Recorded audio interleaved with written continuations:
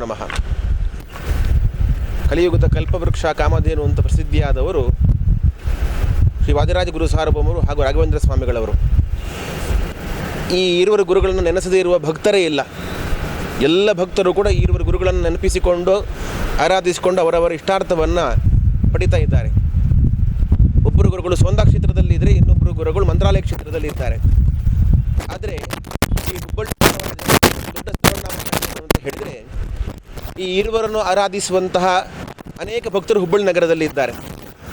ಅಂತಹ ಎಲ್ಲ ಭಕ್ತರಿಗೂ ಕೂಡ ಒಂದು ದೊಡ್ಡ ಅವಕಾಶ. ಈ ಇರುವರು ಗುರುಗಳ ಆ ಸನ್ನಿಧಾನವನ್ನು ಈ ಹುಬ್ಬಳ್ಳಿ ನೆಹರು ಮೈದಾನದಲ್ಲಿ ಅವರೊಂದು ಪ್ರತಿಕೃತಿಯನ್ನು ನಿರ್ಮಾಣ ಮಾಡುವುದರ ಮೂಲಕ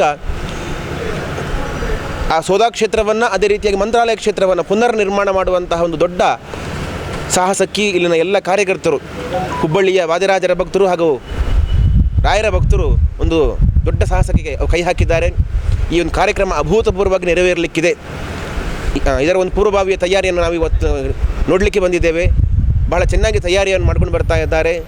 ನಾಡಿದ್ದು ನಡೆಯುವಂತಹ ಈ ಉತ್ಸವ, ಈ ಇರುವರು ಗುರುಗಳ ಉತ್ಸವ, ವಾದಿರಾಜರ ಹಾಗೂ ರಾಯರ ಈ ಉತ್ಸವ ಅರ್ಥಪೂರ್ಣವಾಗಿ ವೈಭವವಾಗಿ ನಡೆಯಲಿ. ಎಲ್ಲ ಭಕ್ತರಿಗೂ ಕೂಡ ರಾಯರ ವಿಶೇಷ ಅನುಗ್ರಹವಾಗಲಿ ಅಂತೇಳಿ ನಾವು ವಿಶೇಷವಾಗಿ ಪ್ರಾರ್ಥನೆ ಮಾಡ್ತೇವೆ.